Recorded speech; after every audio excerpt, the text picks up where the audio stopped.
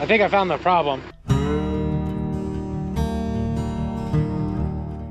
Welcome back to American Beef Ranch. Tonight, well, it is tonight. It's just after 6:30. It's almost 6:40 basically. And I have a stuck pivot. The pivot on the lease farm is stuck. And so it gets dark in about an hour. We're here at the end of irrigation season, trying to make sure we get our corn to finish out. Our corn was planted late, so we're gonna be watering right up till the end. Anyway, we've got to get out there and get this pivot unstuck because it is supposed to be pretty warm the next week, so we need the water. But hopefully the backhoe starts and we can get out there and get her pulled out without too much trouble. Made it out here to the pivot, and you can see we have this pivot bridge in here that's supposed to help this, and it is. Problem is that there's a big hole right before the first rung of the pivot bridge, and so this thing can't get up on that. So we're gonna pull on the pivot. This pivot bridge is probably gonna get pulled with the pivot, but I don't know. I don't know, is this tire flat? Everything looks good. There's just a really big hole right there. So what happened, once we get this out, hopefully this pivot bridge doesn't move. Tomorrow, I'll have to come back out here again, and basically I'll just have to fill this in right here. That way we still have the drainage, but hopefully we don't have to use it, because obviously this whole system we've got to make better for next year. So I'm gonna hook the chain up and hopefully get this pulled out. I hope, without breaking anything. Oh, and I reminded myself that my irrigating boots are not waterproof. Pass right there. I have to buy new irrigating boots for next year too. Strap the chain here around the base beam, and then around the edge of the bucket, and then around the pin on the bucket, and that gives us plenty of strength to get this guy out. Hopefully.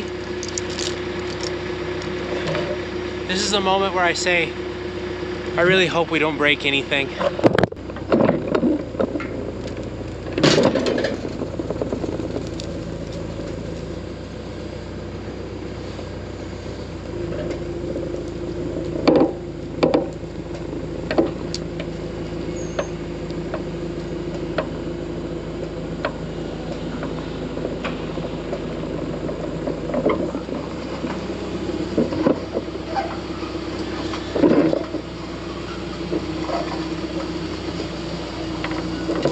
That's literally all we needed. And now this pivot is automatically started. You can see we got water coming. We're spraying up on the pivot bridge. I'm going to hurry up and get out of the way so I don't get run over, because the pivot's going to realign itself. But it's out. You know how frustrating it is that that's all it takes? I mean, it's nice, don't get me wrong, but it's kind of frustrating. We're gonna pull right up here to the pump and wait a minute, make sure it pressurizes all the way up and that there's plenty of water in the sump.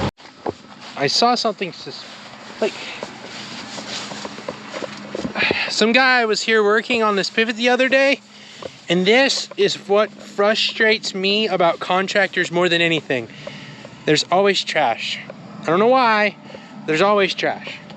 Not that I'm any better, but there's always trash. So, anyway, I've been making a lot of videos lately about corn and beans, about why we keep growing corn and beans, corn and beans, corn and beans.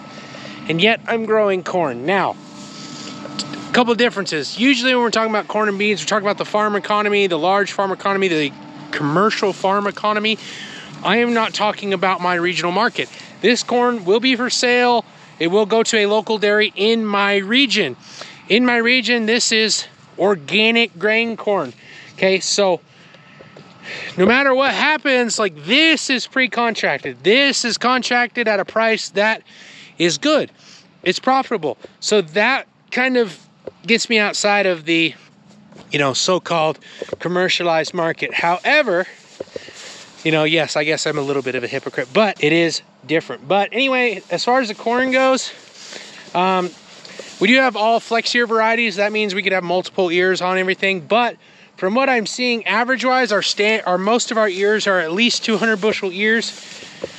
at our population, I don't think our population is going to be, I don't think our germination is going to be as good because the ground wasn't as prepped as I would have liked it to be. But with all things considered, how late it was, how many weeds we had, how the ground was prepped, I'm pretty happy with what's out here, and we're going to be okay. We're going to be okay. I don't know if we're going to do great. I don't know if we're going to do wonderful, but we're going to be okay. And so that's good to know. But anyway, this is our leased farm, better known as my mom's farm. And a couple things. This pump station sucks. There's no getting around it. In the past, sometimes things were done the cheap way and not the right way before my mom even owned it. And this is just kind of the remnants of that, because my mom was just growing pasture for cows, so it didn't really matter. But what this pump station being in the middle of the field does is makes us have to get water out of a pipe, which is not uncommon. There's a lot of pump stations in fields that get water out of a pipe, but that pipe struggles to get the water down to us, and so it's kind of a pain in the butt. And then when it overflows, it goes down this drainage ditch and we get the pivot stuck. So hopefully, you know, if I make more, you know, if you guys watch more YouTube videos, we'll be able to take this pump station and move it to the ditch and pump water from the ditch, and that'll make the whole system a lot better. But we'll see, you know. And, you know, we'll try to keep good and profitable, and that'll help also, which we're planning on doing. With the organic crops, we're in a lot better position than a lot of the conventional guys. And I don't know why, but I got a random corn plant there. And there's like 7 or 8 ears on 2 different corn plants there. There's 3 corn plants. I don't know where that came from. Okay, so I let the sump fill back up a little bit. And now we've got our pressure where we want to. And I can crawl up here, and I don't know if you guys can see it because of the sun, but there is in-gun working like it's supposed to. Pivot's moving. So that just worked out to be a little bit easier than we planned. Anywho, it's getting close to dark. I'm going to hopefully be able to get out of this field, because this is another problem. When the pivot stops, that overflows, and when that overflows, the pipe backs up, and when the pipe backs up, it leaks out into the field right on this road. So that's great. Well, hopefully we'll get this backhoe back, and then I've got to go check cows, because I haven't looked at them all day and need to put eyes on them every day. So that's where we're headed next. We are in the cow pasture now. They are on the east end of the ranch. And how many acres? I don't know. They've got, what do they got? 80. And I mean, they've probably got 300 acres to roam around on. Half of it's been grazed pretty heavily so far. The other half definitely has not been grazed so hard. So we're gonna go look for them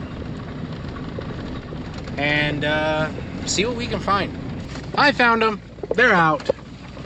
They're right up here along the edge of the cornfield. Luckily, they weren't in anything that's going to yield anything. But it's like, I don't even know, I mean, where they came out. And they don't either. That's the problem. They're all looking at me like, where do we go? And I'm like, I don't know. Wherever you got out at. So we're going to push them around, see if we can figure out where they got out at. And then I'm going to have to fix it. So, and it's the old ones and the young ones too, so it's not like it's just the problem children. So it must have been pretty easy to get out, because the old ones do not push the fence very hard.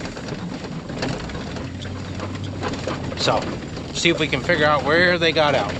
I was hoping to come out here and show you fat cows and happy cows, which they are. But yeah, it's kind of hard to blame them when there literally is no fence right here or up over there. So apparently this got taken out at some point. Somebody whacked this, which no idea. This gate fell over, and the wire is not strung or tight. So I'm going to try to patch this the best that I can. And it's probably gonna get dark on me. I actually was able to get this fixed and not looking bad. I need to pull a staple out of that post. And then I actually was able to get this fence over here standing up decent. It's not the greatest, but it's not on the ground anymore. I'm going to come back out here with some fence staples for that post. You can see we got it up there. I need to pull it out of the sagebrush there. We'll have to tighten up the wire. The only thing I got left to do is there's supposed to be a gate over here. Shut this gate. I hope it's still here. Obviously all this fence is old, hasn't been, okay, there is a gate. Just find the gate post. I mean, obviously stuff is old, hasn't been touched or messed with. I hope you guys can see, but this gate post is broken, so I've got the bottom tied, and this is too short now, and so I've got it stretched on there with the fence stretcher. It's gonna stay there tonight. But anyway, man, we have a lot of fence work to do, and I'm going to advocate that we only put in steel gates, like swinging steel gates you see in a corral. And whenever we hang them on H braces that are at least 10 foot long with 2 big posts, at least 2 7/8 posts. I know it's expensive up front, but in the long run, it is a lot better system than those gates, because if you don't get a wire gate perfect on the tension and the wire spacing and all that stuff, you have problems. And all these old wire gates are just not worth fighting. And it's just, you know, it leads to problems. So I think that's good enough for tonight. We'll have to come back first thing in the morning and make sure we keep them where they're supposed to be and fix more fence. But anyway, hope you guys had a wonderful day. God bless. We'll see you next time on American Beef Ranch.